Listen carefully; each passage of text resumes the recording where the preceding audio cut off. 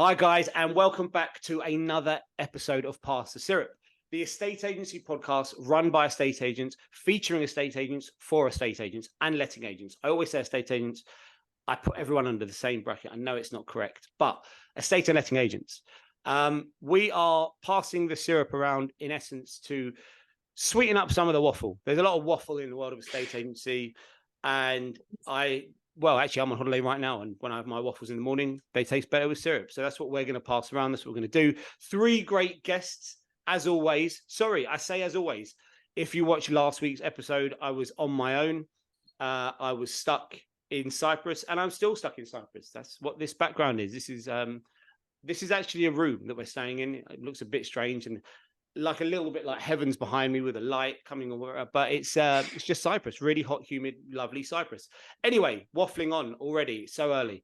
Let me introduce our 3 great guests. So first up, the legend that is Mr. Perry Power of Power Bespoke. You would not believe it to look at him.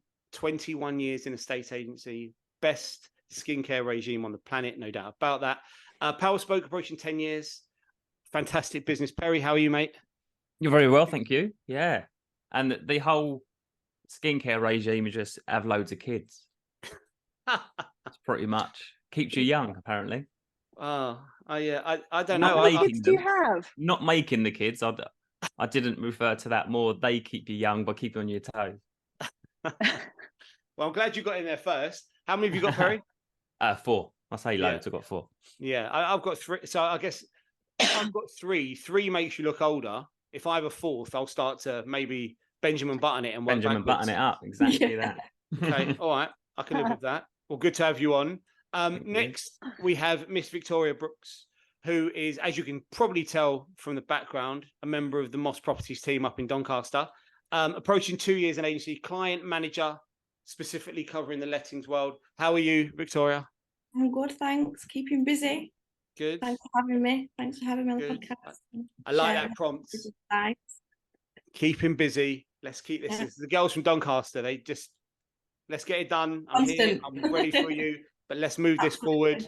All right, good stuff. Lovely to have you on. And then this is actually a first. We've got a brilliant mix of guests today. Quite often with an estate agency related podcast, you'll have business owners or very senior leadership from businesses, or sort of, I guess, what people now call self-employed agents or independents. But we've actually got someone from the Sequence Group, which is amazing. Charly, although it says Robin on her name card, we've actually got Charly Saunders. Hey, listen, whatever you do at the weekends is cool with us. Charly Saunders, lettings manager for William H. Brown, in case the board behind didn't let you know. Or actually, I guess William H. Brown isn't actually the nationwide brand, is it? So there's some guys down on the South Coast that might not know. But the Sequence Group, I think you've got like more than 300 branches around the country, which is amazing. Many. There's one effectively owned by the same parent company. It's about 50 yards down the street from me. Nice bit of local competition, friendly competition. But so you are based in Grantham, 5 years in agency, Grantham, glorious Grantham, which is that Margaret Thatcher Grantham? It's the home of Christopher Watkins, Sam Offley, and Margaret Thatcher. That is where I was going next. I was going to go straight from Thatcher to Watkins because he loves that. Thanks for coming on the show. How are you? I'm good. Thanks for having me. Thanks for coming. So, let's steam straight into section number 1, which is Sam Offley of Agents Together. If anyone is not familiar, Agents Together is a mentor-mentee charity set up to create relationships and help people that think they need mentoring, which actually I would argue is most people. Everyone could benefit from a mentor, the most experienced agents out there. If you want to get involved, reach out to Sam. It's a free resource. It's fantastic. I've been a part of it for a couple of years now. Without further ado, let's pass over to Sam to present this week's mentee issue that they would like help with. Hello, Pass the Syrup guests. Now, my question for you this week is, what advice would you give estate agents who are wanting to become more involved in their local communities? Something that probably years and years ago was absolutely 100% commonplace, and there's so many more agents out there right now. Maybe it's slightly more difficult. Maybe that's why some of the mentees are asking. So who would like to chime in? What advice have you got for the mentees about getting involved with their community? I'll start. Victoria, you look like you're ready to go. Go for it. So we have the Guild Life magazines that we every other week will be taking the magazines out to the Hilton, to the racecourse, to local pubs. We've got restaurants, and that's something that we share to get out there more. Obviously, different estate agents have got their own magazines or leaflets or everything canvassing. They can share it all out there, and we also share it through post boxes as well. So obviously we're canvassing and leafleting a lot. We actually used to sponsor a lot of football teams in the Doncaster area as well, which is great. But even going out to your local town, local city, speaking to more people, sharing knowledge, and potentially even sharing more videos. I think videos are very powerful, especially in community groups like Doncaster. You know, you've got Armthorpe, different areas within the Doncaster area. I think that's great to get out there more. Obviously, show you tell. It's the community, really. And so when you say videos, what sort of videos do you guys share? So it's a mix. You've probably seen them all everywhere. But obviously sharing what properties we've got in certain areas, what are the best areas to invest in. Obviously we'll share the most local. We've actually had a new burger place that's opened in the lakeside area, getting some videos out there. Yeah, just walking around the lakeside, local lake, talking about the market, walking around and sharing a bit more of Doncaster as well as promoting ourselves and sharing our knowledge and advice, really. Very nice. Very nice. Quite a thorough response. It's good. No, loads of detail, quite concise. Perry, what do you think? Yeah, I think it starts with just do it, anything, something. And then I guess as you grow or the business grows, like we kind of got our marketing budget kind of falls into 3 areas: with your brand awareness, your direct response, and then your kind of community support budget. And that budget is your sponsorships and that kind of stuff. I'm massive on that. You know, we sponsor about 3 football teams. We sponsor a yearly golf event for a mental health charity. But just chucking money at it ain't enough. Like, you need to get involved, and we go to these events and we go to the football. One of the teams is my son's, so I can't not go on a Sunday morning. But we try and do the rounds at the other ones as well. And yeah, I guess I try and look at it from a 75% digital, 25% physical. Like, whatever you're going to do, like it might be follow a few local pages and share their posts on your brand post or your personal brand page or whatever. But obviously digital has got more reach, but you can't forget. And I think that's a problem with estate agents at the minute. A lot of the time is they forget about the face-to-face aspect of people and property. But you definitely, I think, got to have more of a weight across digital to get more reach and bang for your buck and time, effort, return on time investment and that kind of stuff. Okay, very nice. I think it's important. I'd imagine for a lot of the mentees that are asking this sort of question, there's the default position that it falls over into, you know, what do we need to spend money on? Where do we need to spend our money? It's not, as you said, it's not always about money. It's about getting out there and getting involved and meeting people. The current social media obsession, and I fall into that category. You know, digital marketing, I'm absolutely obsessive at the moment. Doesn't mean stop doing the other stuff. It just means work on the blend. I think you're absolutely right. Yeah, I don't want to go down a rabbit hole, but you know, like humans have got a hierarchy of needs. It's almost like estate agents have a hierarchy of priorities, and one of those, and you know, digital social ain't number one. Put it that way. But I think too many are coming into the industry, or they're seeing people with big personal brands thinking, "Oh, I'll just do that." They don't forget you spent the last 15 years hustling those number 1 and 2 priorities to be really good estate agents first and foremost. The digital is there to elevate what you do well. You got to do it well in the first place. Yeah, absolutely. Anyway, it's phone it on the point of charity and no, but you know what? It's a really good rabbit hole to disappear down, because when we look at in our business, our lead sources, digital is less likely to be the strong performing instant turnaround. It's going to be your mid to long term return on investment that you build over time. And without the other lead sources that generate opportunities that give you the success stories, then one doesn't exist without the other. So it is really, really important. And you're right about the agents that are coming into the industry at the moment. And I think celebrity estate agents, they're not estate agents. their celebrity following doesn't turn them into estate agents. It means they've, I'm in a group, a WhatsApp group, and for a period of time there was an obsession with Ryan Serhant. Well, he's been on the television for 10 years. Have I frozen? I think I'm back. No, you haven't. He's been on the TV for 10 years, and after 10 years on TV, to judge your social media against his, there's no upside to that. The two things are completely different. So yeah, I think it's a good rabbit hole. It's an important rabbit hole, and it's a point worth making. But back to the main point, from a community perspective, get stuck in. JFDI. Yeah. I nearly called you Robin there because I'm looking at Robin on the screen. Charlie, what do you think? You call me Robin if you like, although he might not like it. To be honest, I'm probably, especially for my age, I'm probably a bit old-fashioned. I genuinely believe in finding something in the community, which I've done in Grantham and other places that I've worked, that interests you. And if you can support it and dive head on into it, it will do you loads of good, because whatever you're doing, wherever you are, you can always be an ambassador. So good example, I took my dog, because he's a rescue dog, so I'll be honest, a sympathy vote probably helps. I took him to Lincoln Castle for a dog show, and he actually won. He won Best in Show. So he's walking around with his William H. Brown bandana on. And yes, do you know what? Lincoln's not my area, but I've done the same in Grantham.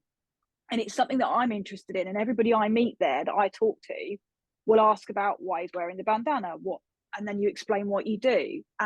You've already connected with them on the basis of dog or golf or whatever it is that you went out there to do.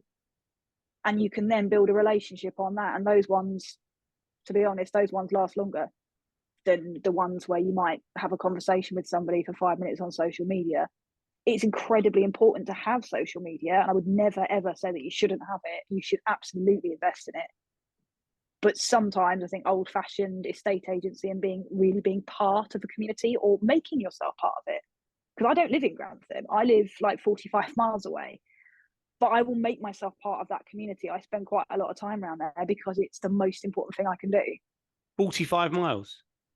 Yeah. Did you say 4 or 5? Sorry, you look really horrified.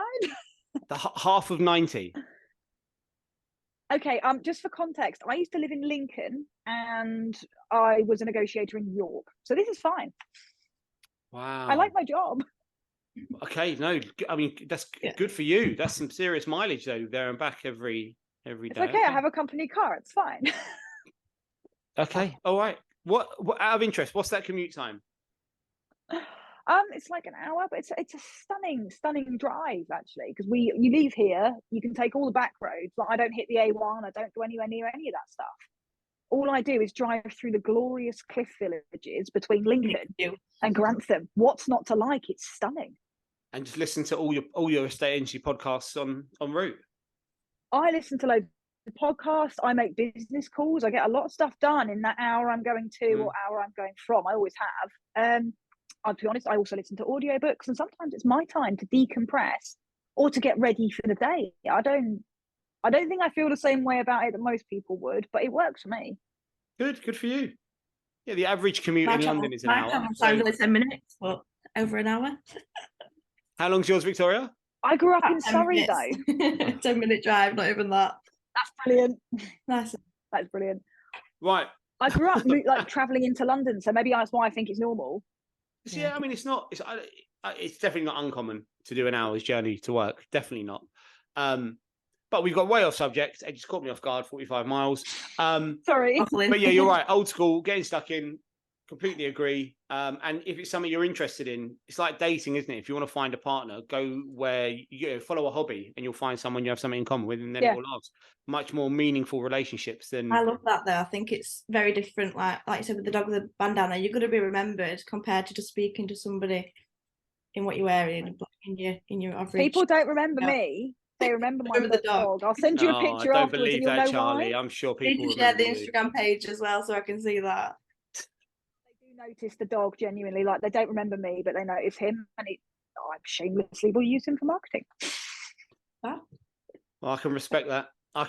Right. So thank you, guys. Good responses. Hopefully Sam and the mentees will find that useful. Let's get on to news piece number 1. So this was in the trade press I think it was last week actually, or the week before last, based on when this will probably air. And it was a piece about a safety measure. An agent in Australia has introduced, a real estate agent. So the agency brand is 360 Property Management Mackay. That is a mouthful. But they have introduced body cams for their inspections on tenanted properties, because there was an incident where a tenant held or trapped, a young woman in a property and wouldn't let her leave. So it's interesting because as an industry where I think most people are familiar with the incident that happened in the 80s, Susie Lamplugh, who was actually in Fulham, which is where one of our businesses is based. She went missing, never found, presumed murdered. And so every now and again, things will come up. It'll end up in the news, and there'll be a little bit of focus on safety in the world of estate agency. But actually, I would question whether most agencies take the safety of their team seriously, and whether they have practices and principles in place for that. So open it to you guys in terms of safety. Firstly, good measure, good introduction by this agent in Australia. Yes, no, do you like it? Because could it have been done a different way? And what do you guys do in terms of keeping you and your team safe? Charlie, should we start with you? Okay. Yeah.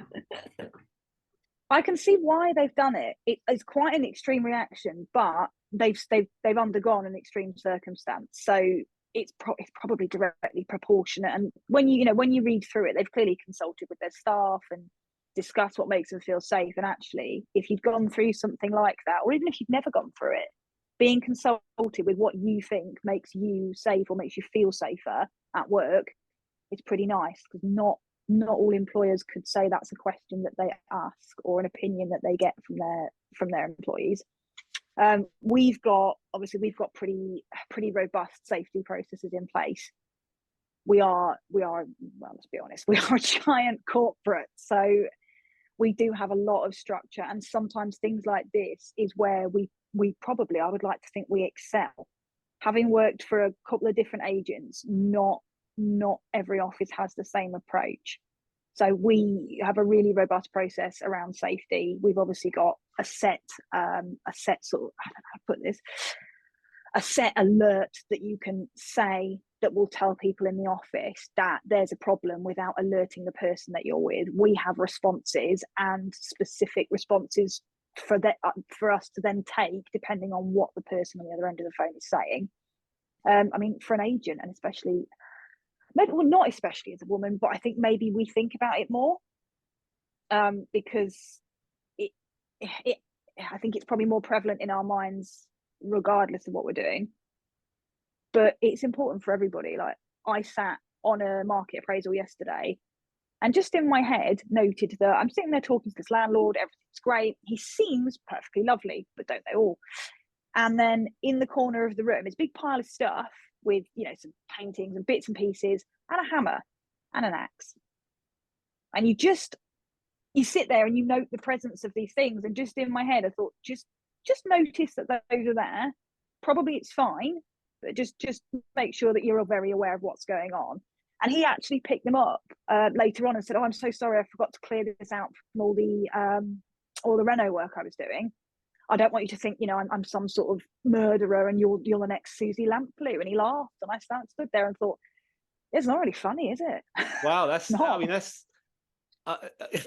yesterday. I would have thought that would have been a red flag. He's describing himself not as a murderer and talking about an estate agent that was presumed murdered.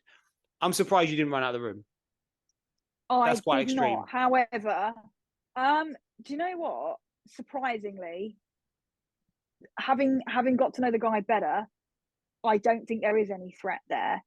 But it was a judgment call, and I sat there thinking, well, I'm closer to the door than you are, and the front door isn't locked, because I went to shut it, like the front door, when I came in, because you normally would, wind and rain's blowing in. And he said, "Oh, the house hasn't been aired out, leave the front door open." And I just thought, yeah, none of that stuff is actually alarming me. If you'd said, "No, shut the front door," and he'd locked it, and then I would have worried. Sure. Yeah. So you're right. Corporates would normally have this stuff nailed down. Yeah, we do. As an absolute requirement.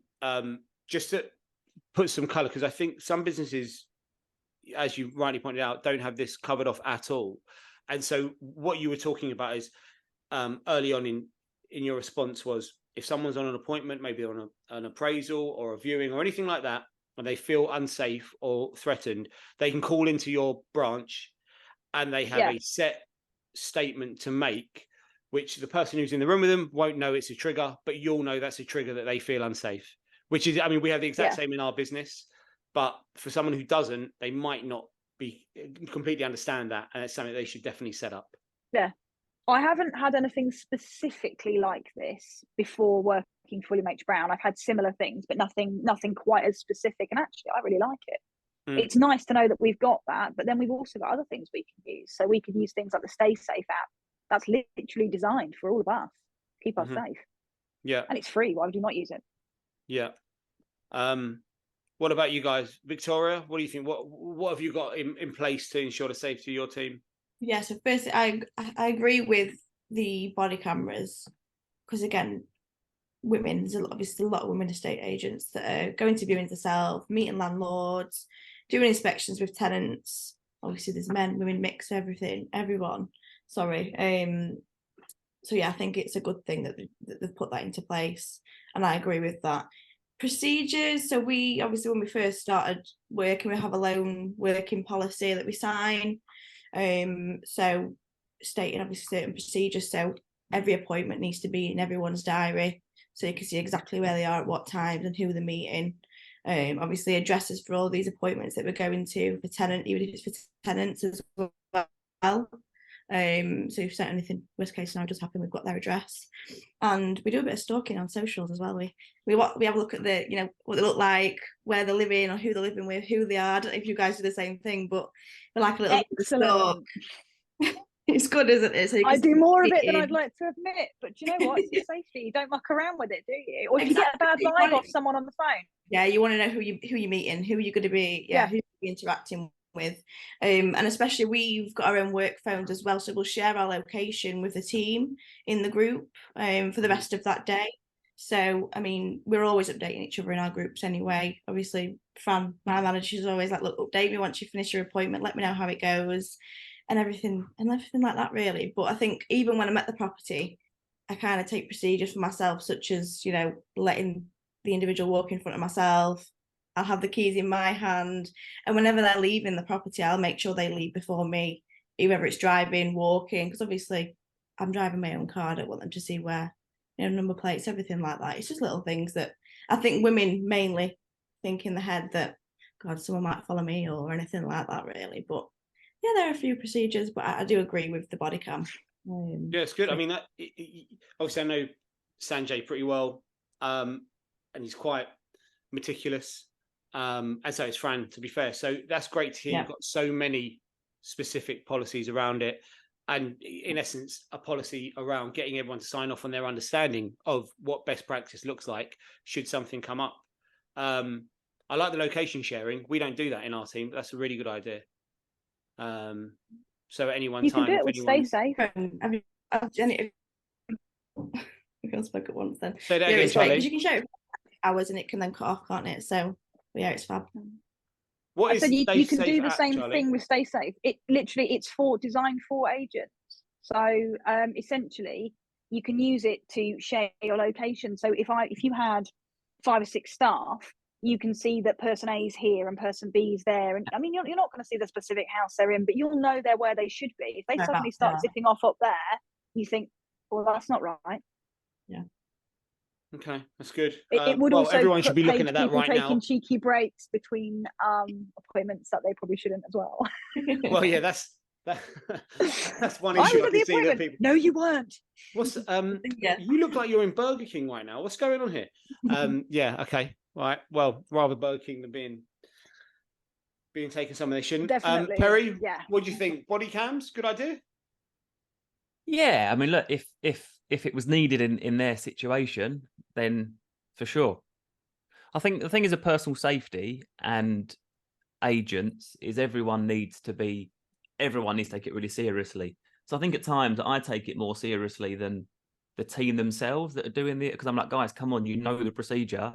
and you're not doing it. We're doing this for everyone's benefit, and we're the same. We share live location, and we cancel viewings just randomly if we haven't got the people's addresses or the team haven't taken. Again, a lot of the time it's the team rushing around booking a viewing quickly and not getting the right details, but we'll cancel it from our ops manager. We'll just cancel the viewings.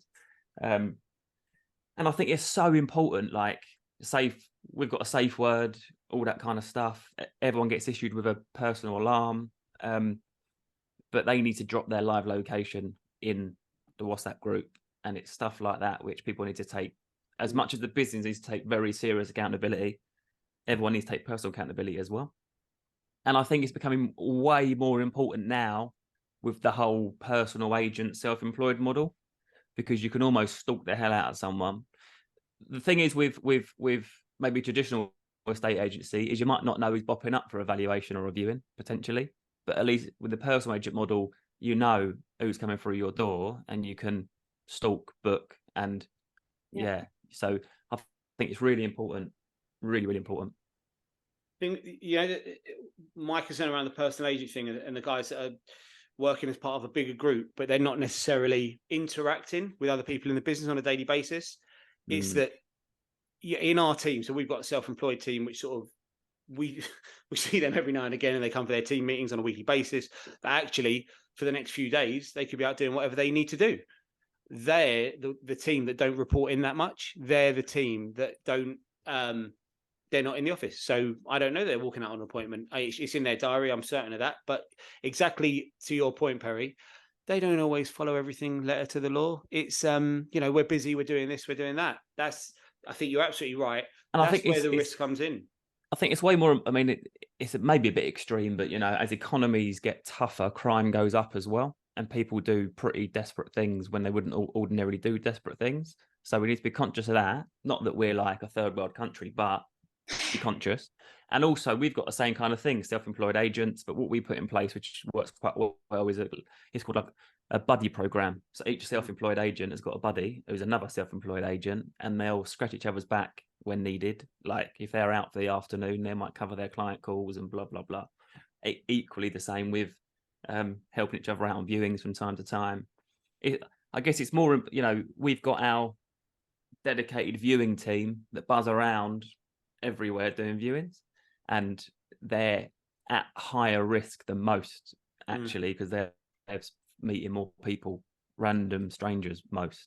So but yeah, really important, and it should be taken extremely seriously. Just recently, that one in just the last month, there's been a lady go missing in New Zealand, a lady go missing in Australia, and it's, fortunately or not, it's not nice in any country, but it's not quite in our country. But it'll be a matter of time, I think, until something like that drops in the news again. Yeah, it only has to happen once, and then the complacency goes out the window, and everyone takes it seriously again. The only other thing I would touch on, which both the girls mentioned, that from a female perspective, you probably think about it more, but it's, in my view, it's an issue for men and women, and men are more complacent around this issue than women. My business partner found himself on a valuation. Yeah, it is. Yeah, he found himself on a valuation with someone that he wasn't that comfortable with, and his ego got in the way of him being sensible, because he's a man. It's not an issue for me. Everything, it'll be fine. And as it happens, it was okay. It wasn't an issue, but the man didn't behave in a particularly normal manner, and then wanted to show him the basement. And he had that flash moment of, alarm bells. Yeah. What do I do? And I found myself all of a sudden going through a door. I didn't realize that door was the door to the basement, and now he's a step behind me. And he had that moment of where I don't know what I need to do here. And he just got on with it, and everything was fine. But he said it was really, really, really uncomfortable and awkward and unpleasant for a period of time. And so, the point you make, you're absolutely right. Well, men need to be just as conscious of this as women. Look at what's in the media most recently. You think nurses are the people that look after everyone better than anyone else. Horrible story to reference, but you think you can trust a nurse. You need to be conscious of everything and everyone around you. So, okay, interestingly, we tried body cams at my old business about 6 or 7 years ago. We were gonna, because we think it ticks 2 boxes: safety, because if you tell someone you've got a body cam on, even if it's not on, people behave in a certain way because it's just an assumption. But secondly, it's really good for training. You get to see and listen to every viewing and every valuation. And as it happens, the quality of them wasn't good enough. It didn't work really, really well. And also, for every UK law, if you're going to record someone, you need to give them advance warning that you're going to do it. So for every appointment we set, it had to be on a disclaimer on the email to say, you've got a viewing, just so you know, it's our policy that we will record this for safety measure. It may be used for training and development. And it ended up, we had to cancel appointments. I can't remember the specifics, but I think it was because we didn't get confirmation it was okay. The appointment couldn't go ahead. It became a bit of a nightmare. Sort of potentially a good idea that we didn't maybe get the delivery. Yeah, so like almost you can't opt them in by default. You've got to have explicit permission for it. You can't assume consent, can you? No, not for when you're filming people. But 2 more things as well that I think is really important is that deterrents are obviously quite important. Let's try and deter it happening before it happens. And so we put this little thing in our viewing confirmation email just to confirm your viewing's all booked for Tuesday at 4:00. So-and-so has a viewing immediately after yours. So it's important that you're on time, something like that. Just to think, oh shit, if I'm got something bad to do on mine, they know that they're going to be expected 15 minutes later somewhere else.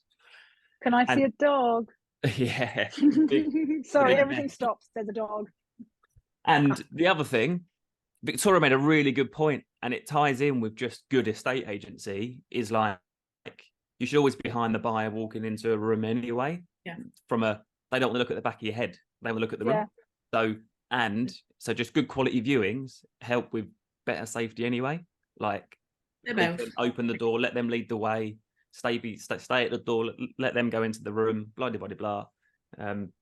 And yeah. And that, you know what, that I think is what that story I was telling you about my business partner who was on this valuation, 15-year estate agent, never be in front of the consumer. And he said, you can't make it up. I've managed to find myself in front of him, walking down a step, didn't know I'm going into a basement. At that moment, my life is flashing before my eyes because I've made so many mistakes. Of course, he's going to murder me. But yeah, you're right. Do things in the right way, and that leads to better safety. Okay, great. On to subject number 2. We're just going to touch on this really, really quickly because it's important in the world of industry and the world of estate agency and world of property, and the consumer's definitely interested in it. Maybe estate agents, not all are, but lots are. It's Rightmove asking prices. Let me just I'll just throw some quick data at you and get your feedback. So August, new to market properties have dropped by 1.9% versus the previous month. That traditionally, the summer slowdown, you see a reduction in pricing of about 0.9%. So it's an additional percentage. The news piece quotes, this is the largest drop since 2018, which for me is just a funny line because, of course, we've just had the COVID years, but okay. Asking prices, though, since the May peak this year, which also is quite funny to think that we actually had the peak for asking prices this year, are only down 2%. For a bit of context, they're still up 19% versus August 2019, which is nice. So, quick fire, what do you think? Property prices, this is asking prices, marketing prices, not necessarily sold prices. Perry, your thoughts on prices at the moment, what they're doing, what they could be doing? Of course they're going to drop because less people are able or wanting to buy right now. I'm not quite sure where the issue is. Like, I think as a nation, as a nation of estate agents, we need to just get away from the fixation of asking prices and focus on the client's ultimate goal. So every advice means should be focused 75% on where they're going, not 75% on where they are. Whereas a lot of agents go in and talk about, I'm this, I'm that, I'll value it at this. Whereas they don't care about that. All they care about is getting to Devon in the best financial position possible. So, yeah, forget asking price. Focus, replace your terminology with asking price or your house price or I value it at to just the ultimate goal and the differential. And yeah, obviously, the economy is under pressure. There will potentially be a drop, or has been, or is happening. but that has to be balanced off the back of it was a falsified market through COVID anyway. Like, you need to compare pre-COVID, not the peak of crazy pricing. And it's interesting, like pricing accurately. I never give a price to a house because I ain't buying it. So who am I to give someone a price unless I'm buying it myself? So you need to switch to the strategy of, offer 2 marketing price strategies rather than just one price. Don't call it a valuation if you're going to bitch that you're going to lose it to a higher valuation. I could go on all day, but pricing accurately is important. And I was having a quick look prior to the call, and of our last 10 sales agreed, 60% of them have been agreed at 100% or more of marketing price. I don't use asking price because a lot of them might not have been an asking price. There might have been a guide price or an offers in excess of price or whatever. So all about the ultimate goal. Forget the asking price. Lovely. I agree with 99.9% of what you said there. I'd love to know the 0.1% you don't. Kind of forgetting the I'm going to try and think about what that 0.1% was. I just didn't want to blow smoke up your ass too much and say 100%.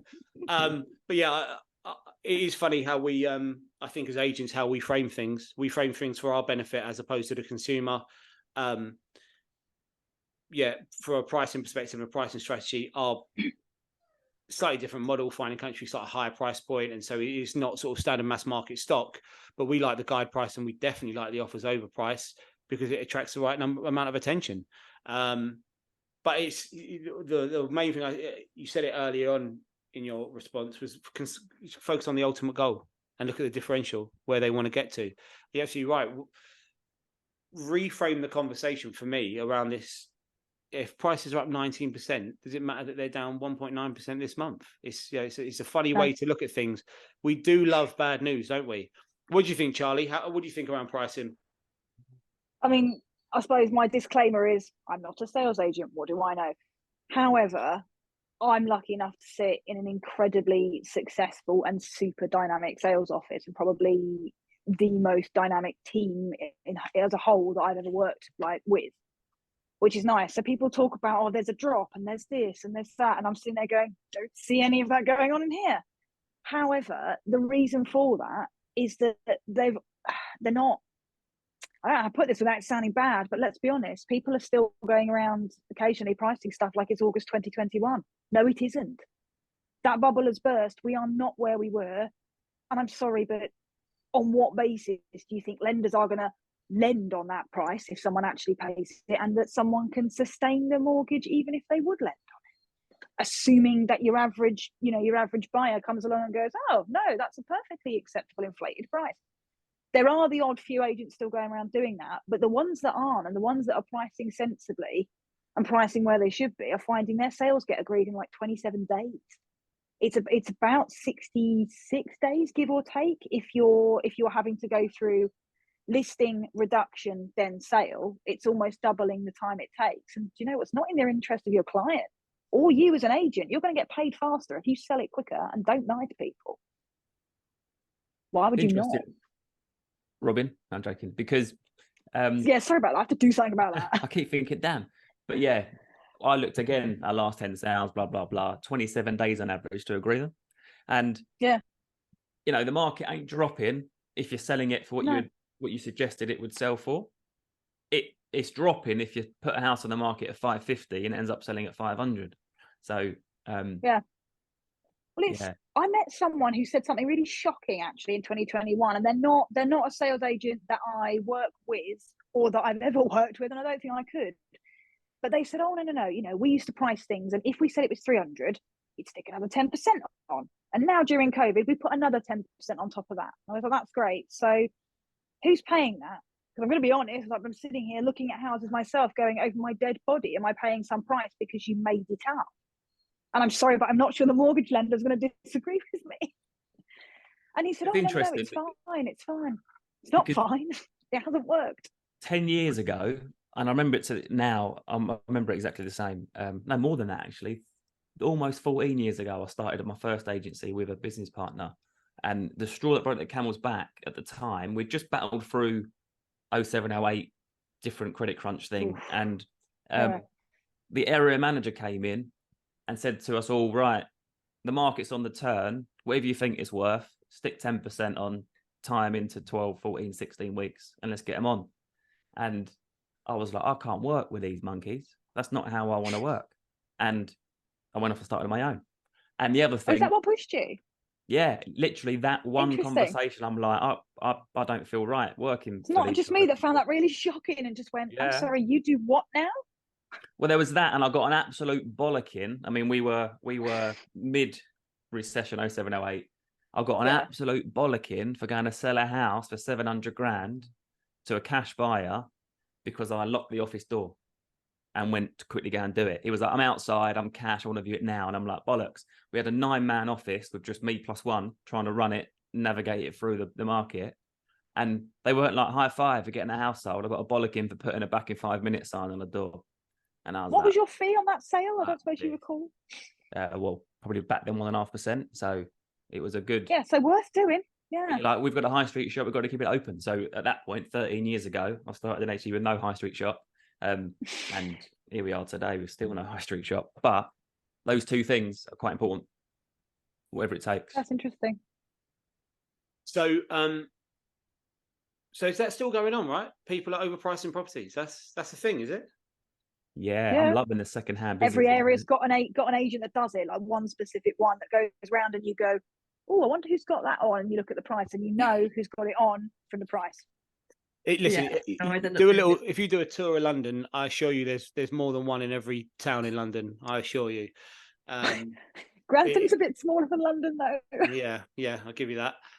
Okay, so we're talking about asking Question prices. for you, Ben. Go on, Perry. Get this as a clip. Do you think as market changes, days on market should change? I think there's a lag. There's a consumer lag around what's going on. And there's definitely an estate agency lag around going on. People live in denial. So I think agents in denial, they don't want to talk about the market getting tougher. They want to tell people what they think they need to hear as opposed to the truth. And so it makes it very, very difficult to talk about pricing changing when they've said, the market's wonderful, I've got buyers coming out of my ears, we'll sell your property next week for you. That makes that second conversation very difficult. I think the consumer seller is ever optimistic. They've got the best one in the road, the best one on the block. Theirs is worth more than last year's price for the one over the road. So there's an education piece. But actually, in truth, no. The correct answer is it doesn't matter what the market's doing.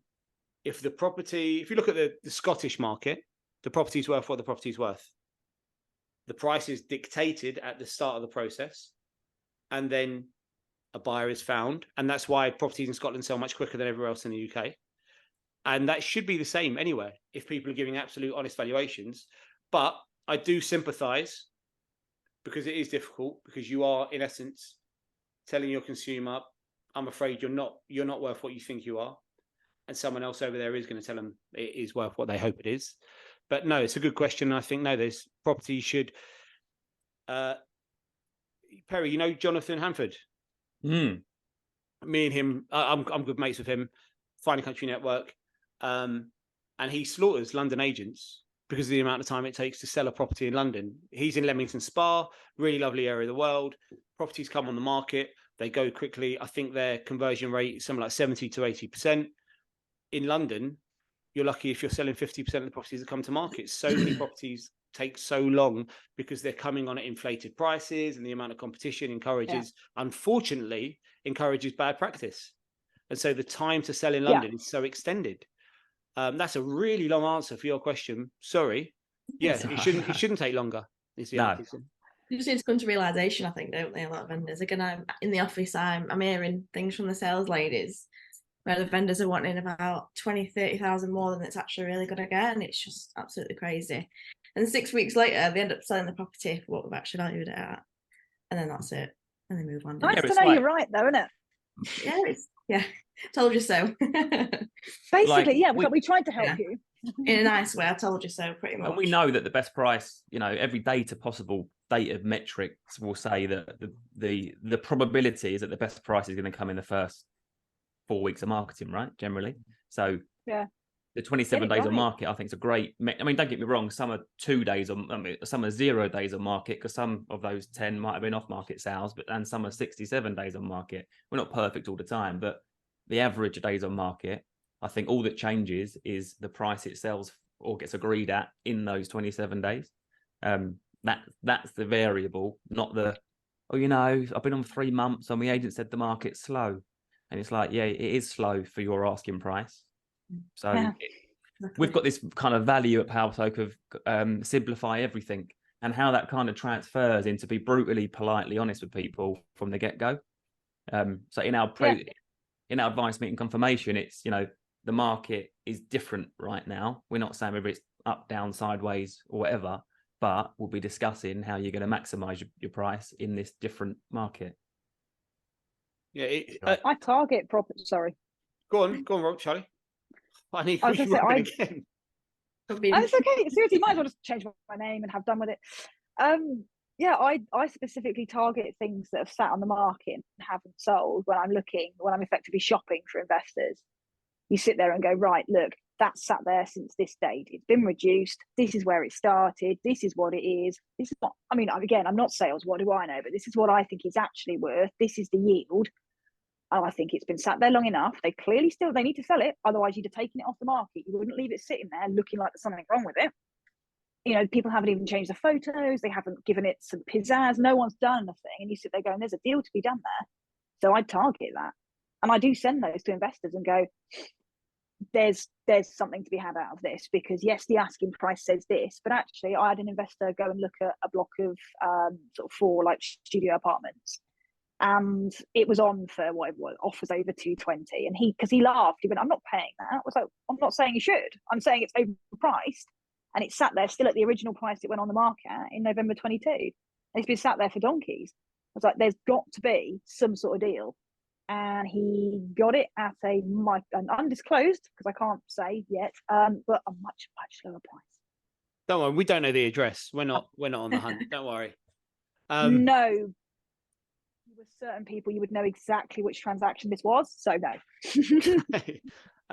Look, from a business perspective, from an estate agency perspective, because you're talking about servicing the consumer, but actually, if you want to, I think, grow your agency right now, there's a huge amount of opportunity to be the first choice second agent. That stock that's hanging around, that's we love that. We've built our business on that. Our motto, which no consumer wants to hear, is we sell the properties other agents can't. Every consumer assumes their home will fly off the shelves, but we actually love picking up the stuff that's a bit tougher, because the consumer's mindset has changed.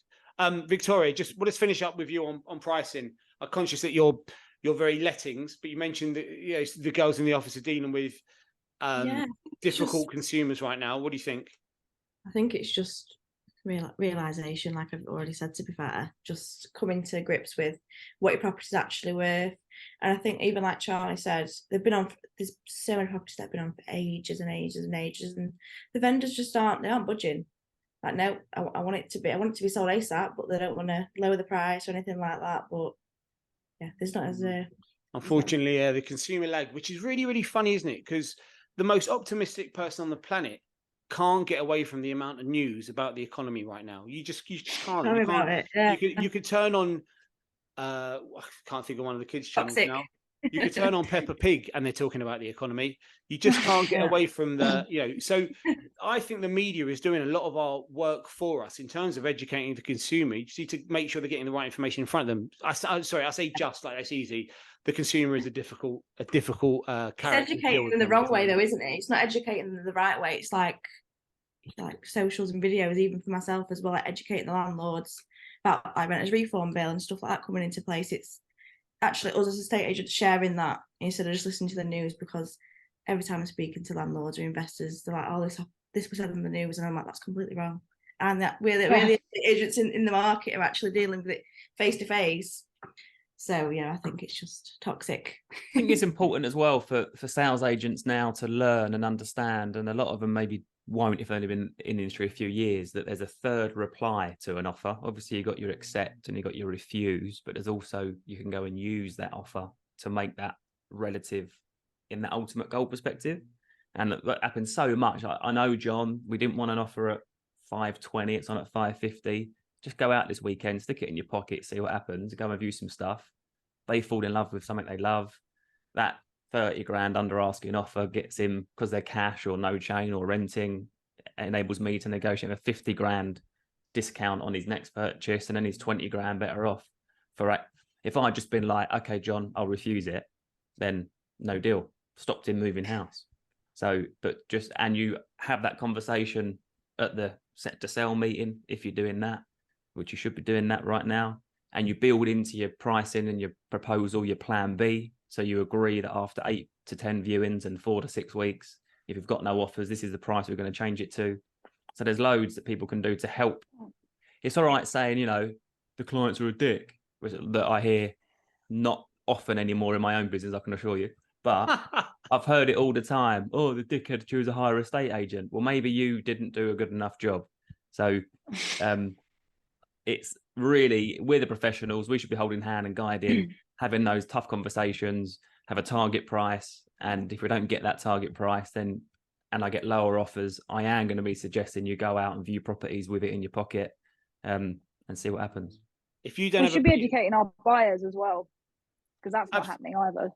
We definitely should, but one of my major beefs with estate agents is that they regard the buyer as their client, and it drives me absolutely around the bend. Yeah. I appreciate in your perspective. Oh no, see, because no, the landlord. vendor is absolutely the client. A landlord is my client. They pay my mortgage when it comes down to it. When you hear the way an agent's negotiating for their buyer, but they're actually selling their client's home, and some it's lost in translation. Oh yeah. Right?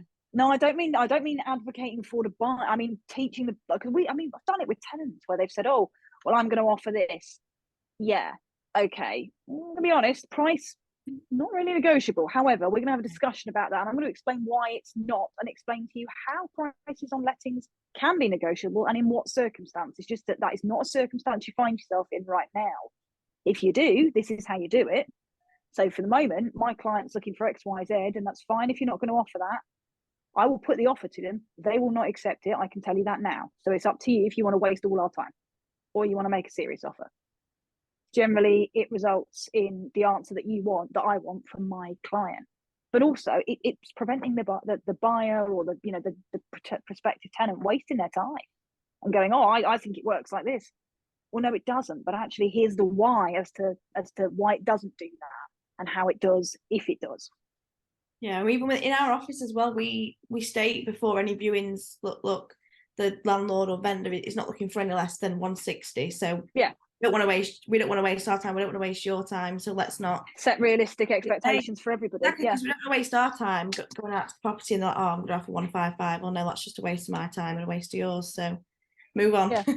So, in the interest of balance, from a sales perspective, I would say, unless they're really outrageously unrealistic as buyers, you need to open the door, because everyone's a master negotiator. Oh, I've only got this amount. But actually, once you get around the table, and Perry, you said we do it, this is 24/7, this is our job. We should be expert negotiators with 20 years in the bank.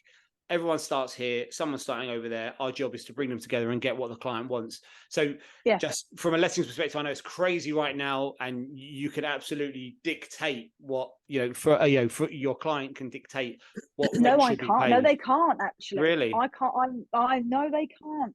You'd think, wouldn't you? But do you know what? People are not stupid. And I've had this conversation, sadly, very recently, and said, look, I think it's worth this. Well, I want you to list it here. Okay, I can list it there. But when it doesn't let, we're going to have a conversation about changing the photos around, taking it off Rightmove, putting it back on, reducing it, etc., etc. We're going to do all that good stuff that we need to do to kind of zhuzh it up and actually get it let for a realistic price. Yeah. And they said, you know what, we'll try it at this price. We'll give it a run. I said, okay, fine. This person is a previous client. So, and I'm going to be honest, unfortunately, I'm not in a position where I can actually decline an instruction. So I just said, look, okay, we'll give it a run. We'll see how it goes. It hasn't let. And it's been like 8 weeks. And I've been trying to reduce that property for 8 weeks and they will not let me reduce it. Wow. And they're now trying to disinstruct and go to another agent. And I came back off holiday to have my negotiator tell me that. And I'm not even surprised, because your price is really high, but that's not the major issue. It's also you won't accept X, Y, and Z. All of which are things that should suit that property. So I'm going to be honest, you've basically backed me into the corner. You're not letting me let it. What can you do? You can't let everything. I genuinely can't let that. and I So hate that. From what I understand, you've got the one property in the UK that's not rentable at the moment. It's rent. Everything's rentable, but it's got to be priced correctly, and you also got to be realistic. Yeah, exactly that. So this is what happens with these podcasts. We were just gonna touch on pricing, and that was 17 minutes ago. So we're gonna fly. I really want to get this new one in, the social hand grenade that I've picked off social media this week. I'm going to share with you guys, but you're going to have to go real quick with your feedback on this one. Although this is interesting. Where is it? Here we go. All right, I will share it. Although maybe I don't need to share. Actually, I could just read it to you, I suppose. Half of people selling in the last 12 months have only been in their home 6 years and 18 weeks or less. So why do only 1 in 8 of them go back to the agent they bought their home from to sell it? So that's quite easy, isn't it? Do it. That just ties in with the fact that 78% of the population don't trust estate agents, I think. Yeah. I think they've had a shocking experience. Well, 2 reasons. One, they may have had a poor experience with the estate agent they bought it through. 2, there's the agent hasn't kept in touch or reminded good enough. So we've got a really in-depth 10-year keep in touch strategy. It's automated, and we had a bit of non-automation in there, but the automation gets amazing responses. But I read this somewhere, really interesting. I think after 6 months, people forget the person they've dealt with. After 12 months or 2 years, I forget, they forget the company they dealt with. And I think after 5 years, they completely forget the experience they had at the time. Like, it's really interesting. That's probably why. Remind them. Victoria, what do you think? Harry covered it all off? Yeah, pretty much so. I'd say the same thing. It's the 6 years. It's a long time anyway. But again, it's dependent on service, I think. But again, faces. If you speak to an agent and you're meeting them, you can recognise the face. Obviously, you're very lucky to get the same person 6 years later. But yeah, I'd say the same thing. But you're right. The faces part, and I think the face part will become more and more important with the personal agent, the self-employed agent, when you're because the face of the business, that personality. Also, you can now. I mean, apart from having a recontact strategy or a future new business strategy to stay in contact with them, you can also be friends on social media and be in front of them very, very regularly if you wanted to, or you can do retargeting, wherever it might be. Charlie, anything to add to that? Yeah, I mean, I believe, I can't remember where I read this. I believe that the average agent stays in the job 2 years. That's interesting, isn't it? Why would you build super? I mean, it's not my position, but why would you build super long-term relationships or even set out to do that if you don't think that you've got a long-term goal here? Do you think agents, when they start, they think, I'm only going to be here 2 years? I think people could probably tell you if they're going to stay somewhere within the first 6 weeks of starting. Yeah, couldn't you? I can. Well, I think. To answer that question, if in 6 weeks, if I knew I wasn't going to be there, then I wouldn't still be there in 2 years, probably. Well, there's a lot to be said for apathy, isn't there? But yeah, there's a lot of people who, if they looked hard at it, would go, do you know what? I haven't enjoyed my job for the last year and a half, or haven't enjoyed the people I work with, or the atmosphere, or whatever it is.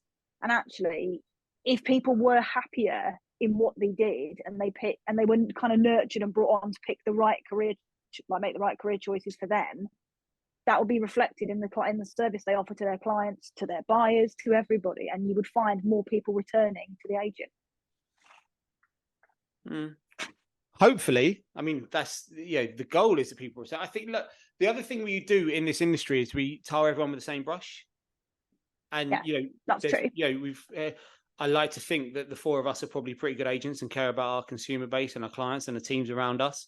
And I know the agents that have been on up until now, some really, really great agents. There's a section of the industry that don't care, that do things badly, but that can be found in every single profession in the world. Oh yeah. So true. You're right. There's lots of negative experiences out there in the world of estate agency, but not all of it is, I would argue, estate agent driven. Chains fall apart. No. True. You have a bad experience with the chain or with a conveyancer.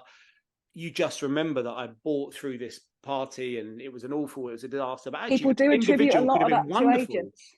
you know? Yeah, and they So, miss the other stuff going on there. yeah, so And it's been so bad the last few years. Really hard to get things over the line for people. So yeah, I think probably some of that carries on as well. and we work in a very antiquated system. It's Yes. it's astonishing, really.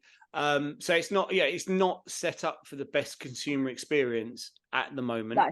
But there's a lot that can be done to stay in contact, and you can do a good job. And even if there is a bad experience, there's still good, high quality communication that can help move things forward. All right, good. Well, I really realised that we've got. Realised we've got 12 minutes left. Absolute maximum of 12 minutes left. I want to fly through the next bit. So, next section is great agent that you'd like to shout out. Could be someone you've worked with in the past, someone you work with right now, someone you've never worked with, but you see them and you like them and you think they're brilliant, and you think everyone should know about them. And one piece of advice, if you could only offer one piece of advice right now to agents watching this up and down the land that would help them navigate the market they find themselves in now or maybe in the future, what might it be? Victoria, let's start with you. Yes. So this person I've never met or never even spoken to, but we speak a lot about in the office. Obviously, Sanjay speaks to a lot of people. So, but Josh Tesolin of Ray Y. So he's in Sydney in Australia. Now he is mainly just sales based, but there's a lot of videos that I watch from him, sharing his knowledge, sharing his advice. But the main thing from him is prospecting, in his different ways of prospecting. Now, I've been doing a lot more prospecting, but in a different way, such as video texts, which I've found has helped massively. So just doing a normal video, obviously speaking to landlords, for example, look, we've got a landlord deal on currently. This is the deal, this is what it's for, this is how much it is, and then literally just dropping it through WhatsApp, sending it through. So he's kind of inspired from his side of what he's done to generate more business and win that business as well. So yeah, I think he's great inspiration to look up. Just not going. Let me make sure I understand that. So a prospecting technique is hit your database and send them an up-to-date valuation as a video, just as a touch valuation. Yeah, there's different ways. Obviously, I send a lot of WhatsApps out anyway. We do it through the database. Obviously, there's ad hoc that's easier on there, but WhatsApp, luckily we've got our own WhatsApp accounts. I can send out to hundreds and hundreds of different landlords, obviously past landlords, current as well, updating them on the market, sharing what their property is currently worth, sharing what deals we've got on. It's kind of keeping in touch with them every other week instead of, obviously we pick up the phone to speak to them anyway, but what Joshua said is just an extra bit of thing they're going to see. You might miss somebody on one day, they might miss your video on one day, they might see you the next day, and then you might end up getting a bit of business from there, really. Good. Yeah, it's really good. Fab. Yeah. And then advice, I'd probably say, I don't know if you've heard of the phrase KLT, know, like, and trust. So that's, again, from Sanjay. That's something I think is great, obviously, with clients when you're speaking front facing with them. You've got to firstly get to know them, they've got to get to know you, know what you're doing, know what they're obviously going to benefit from, and then it's building that relationship from there, getting them to like you, you like them, kind of know what you're about, know what you want to achieve for them, and then getting to that stage where they can trust you. I think that's a very big part, obviously, relationship wise, communication wise, in the estate agency world. So KLT is a big one, I think, advice wise. You've got to know, you've got to like, you've got to trust. Tom Ferry classic. No like and trust game. Good. Great. Lovely. Thank you, Victoria. Charlie, your agent and your great advice? The best agent I know is Jennifer Marsden. She is the lettings manager for Blanking and Co. And she's also, disclaimer, my best friend. It's true, but do you know what? She's my best friend because it's complicated, but basically because I admire what she's done with her career, and I tried to follow a similar trajectory actually because of how hard she works. She has opened Blanking and Co.'s lettings arm that didn't exist, and it's premium high-end lettings. That is not an easy market. She opened that 1 year ago. It's already turning a profit. But who can say that from a cold start business? That's really, really hard. She's poured absolutely everything into it. But genuinely, I sadly haven't ever quite crossed over and worked with her, and I would love to. We would make a killer team. Okay, well, this podcast is gonna get you that opportunity.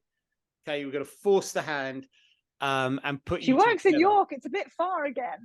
Well, apparently you don't mind the commute, so you're gonna work it out. Yeah, my And partner what would did. be your piece of advice for agents watching at the moment? The best advice I could give anybody is to be proactive, not reactive. And do you know what? That's really, really relevant for today's market. Anybody, and it doesn't matter if you're sales or lettings, that's not relevant at all. The same thing applies. Always, always be that person who picks up the phone, who will talk to people and who builds relationships. People will remember it, and it does work, and it pays. It won't necessarily pay tomorrow. It might pay in a week. It might pay in a year, but it pays. Lovely. Proactive. My favorite. Everyone's fallen into this reactive trap of the last couple of years. Proactivity. I've made you a nice little sound bite. Beautiful. There's loads today. There's loads of little sound bites. Do love a social media clip. Perry, big Brilliant. finish. Great Yeah. agent. Great advice. So I think on that last point quickly, I won't Go on. waffle, I'll keep this quick, but I think you need to nail the reactive game before you start becoming proactive. Just a little nuance. Like if you're responding in 24 hours to someone, that ain't good enough. You've got to be doing reactiveness is, I think, the number one winner of new business. But then on top of that, if you can be proactive and then be reactive to the responses that come in, then that's really important. You can't leave the incoming stuff sitting there for 2 or 3 days because you're too busy being proactive, because your conversions will come from your incoming stuff. But I do know what you mean. I think what I mean is I shouldn't have a landlord ringing me for feedback. I should have already rang them. yeah, I think that's what. Yeah. so But that's no, I your totally get what you're reactiveness saying is too. you've had a viewing. Why not give same day viewing feedback? Be more reactive to what happens rather than having to be proactive. Oh, you're screwing up my little soundbite now. What are you No. doing? I'm kidding. But this is where I think the world's gone. Like we've just said, you need to be more. As in, I agree. You have to be proactive once you've got the reactive game nailed first, because see that's what you where mean. your quick stuff. Anyway, this person, not an estate agent, but every estate agent should absolutely engross themselves in them, and that's Chris Voss. Never Split the Difference. Huh? Yeah, my favorite. So, My second favorite book. yeah, so life is a negotiation, I believe. And pull the onion skin back a bit more. Estate agency isn't about people, isn't about houses, it's about negotiation. And I think if you can obsess yourself with that, you'll have a way better career. You'll negotiate better fees for yourself, you'll negotiate better prices for your clients. And that's my tip. Obsess, engross yourself in Chris Voss. And he's got an incredible masterclass on masterclass about negotiation. Watch that 20 times over and over again, and you'll be a better negotiator at the end of it. Yeah, he for me reinvented what sales negotiation is. Yeah, so much of what I used to do for years and years and years, and in training with you, training every week and drumming it in, practice, repetition. Overnight, we flicked the switch on about half a dozen practices, which is amazing. All that 1980s ABC always be closing as kind of, persuasion, manipulation. Like I got a lot of stick for saying ultimately negotiation is manipulation, but manipulation can be positive or negative. Now, how you do it is up to you, but you're manipulating someone's decision making into coming to an outcome that everyone's happy with. Chris Voss, negotiation, nail it with your sales or lettings or anything, because you'll get better fees for yourself first and foremost. Is he who you're shouting out as well as your advice? Okay, I like it. It's different. Get on YouTube tonight on his Facebook page. His shorts are amazing. His style of delivery just epic. He's a proper cool New Yorker, isn't he? Yeah, he is. Yeah, I just like his whole style. His role plays are incredible. There we go. And actually, the book is I listen to it once a year. It's such an easy listen because you've got the best anecdotes. Yeah, I mean, they're genuinely exciting stories about saving people's lives. Honestly, it frustrates really the hell out of me, right? That I'm going to be very polarizing here. I think 80% of estate agents can't negotiate for I think you're being generous with 80, but no, where you're going. Yeah. And I think it's terrible that you can rock up tomorrow and start showing houses and stuff with no actual formal qualification or ability in negotiation. So the minute you do that, you'll be way ahead of 80%, 90% of agents that are out there. Yeah, don't forget the client instructs you to sell their home at the best price. If you can't negotiate that, they're doing a better job than you. If they're winning the negotiation on fee, let them sell the house. It always astonishes me when the consumer wins the negotiation on the fee and service point. Terrifying. What a strange way to end the podcast. Guys, you've been brilliant. Really, really great. Really great little social media clips. Perry, I'm not sure if you saw, but you lost a picture behind you about a minute ago. But I didn't see that sexy-looking room. actually. Guys, you've been fantastic. Thank you so much. We're going to send over to Watkins for his weekly Watkins Whimsy, and all we have to do is say goodbye. Cheers. Bye. The reality in life is that some people will try and stop you from achieving your goals. So therefore, the only real solution, boys and girls, is to set strong boundaries so no one can derail you from your path of awesome success. Walking out.